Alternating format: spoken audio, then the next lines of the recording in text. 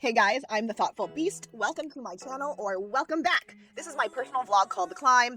It's about my personal feelings about life, and it's about me trying to make a career for myself with the arts while I have mental illness. That's basically it.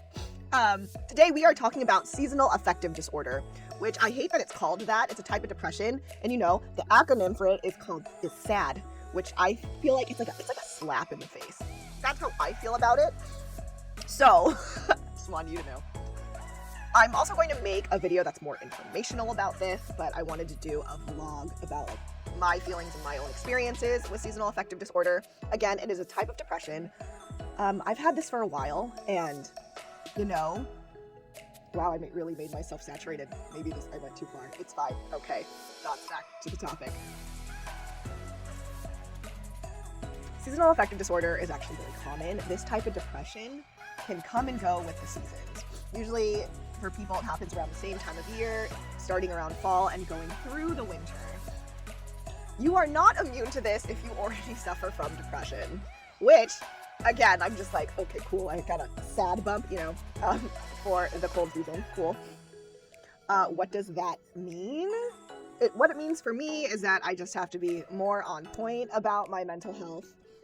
But it really means the same thing to you too, or even if you're not diagnosed, if you feel like in the winter, like you get sadder, it's something that you should pay attention to because, depression is tricky, and even if you have seasonal affective disorder, if you don't take care of your mental health, even if it started, quote unquote, like with the season, if you don't take care of yourself and you do like those bad coping mechanisms, then, it can prolong afterwards and become more than just seasonal affective disorder.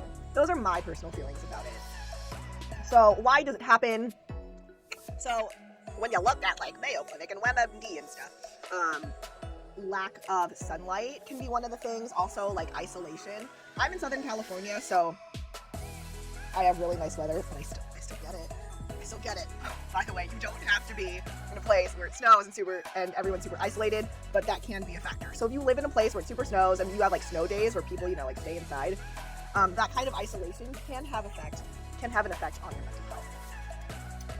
And that's something you have to pay attention to, and even though it might not be exactly the same, this is where we can utilize like the internet and like watch people's live streams and interact with them, or we can Skype with people or Google Hangouts. So fighting that isolation in the winter is very important, which sucks though, because when you have depression, you want to isolate yourself. Mental illness, again, super tricky. So that's something you have to think about. If you catch yourself withdrawing, try to push yourself as much as you can to still have some sort of connection with people. You talk on the phone. If you're like me and you live in a place where the weather isn't that bad, go out. Make yourself go out. Or you can also just have game nights at your house and make people come over if you want to stay at home and that's better for you. That is another thing to think about. Oh, so with there's less light. Literally, it gets darker sooner. You can do, what are they called?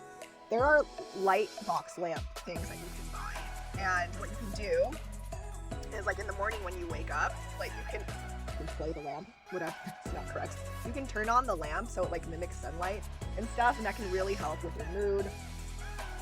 People don't only use it for seasonal affective disorder. Some people use it, like, I know some people who are bipolar who just use it every day to help them get a little boost. But yeah, it's definitely something, I feel like that's definitely marketed towards seasonal affective disorder in the winter, so that's something to look into, and that can be really helpful.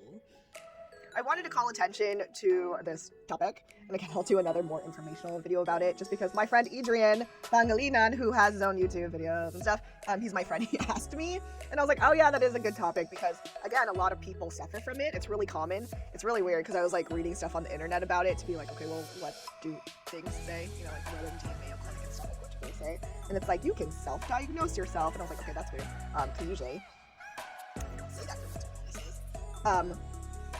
And so, with that, if you are feeling blue, pay attention to yourself. If you feel like this is becoming a problem and you are withdrawing and you are feeling sluggish, if you're feeling depressed, if you no longer want to eat, and all of that jazz, like symptoms of depression, talk to your doctor. Please talk to your doctor, talk to someone, so that you can get help. With seasonal affective disorder, again, for some people, the depression can come in and out. More sun, more people and stuff, and it can get better. So get help for that. And if you already suffer from mental illness, again, We gotta be on ourselves to take better care. And the last thoughts I will say about seasonal affective disorder, you know, it can also happen just because like the holidays can be hard for people, and that's, I'm doing this on my vlog because all this stuff is a little more anecdotal. But you know, that might be part of it too. The holidays are hard. Mental illness is really tricky. Mental health is really tricky. So I just want you to pay attention to that. There can be like a bunch of different factors that are making you not feel so great, but they're all really important to pay attention to. Sometimes it's small things are like, oh, I know what seasonal affective disorder is. Maybe that's what I have, so I don't have to feel.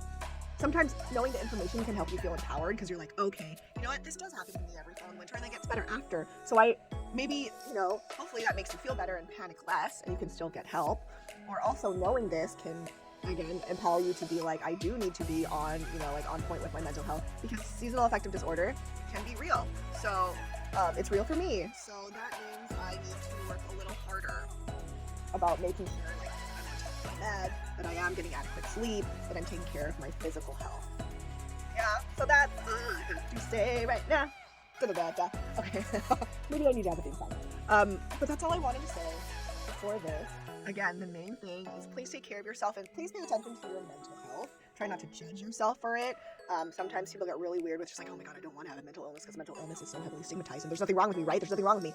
Don't freak out. Everyone has mental health, which means everyone can, you know, have dips in their mental health, and that's okay. Also, it's okay if you have a mental illness, and there's definitely help out there for you. Okay. Until next time, please remember to create some happiness for yourself, whether that means that you're going to plan out some time to meet your friends and you're going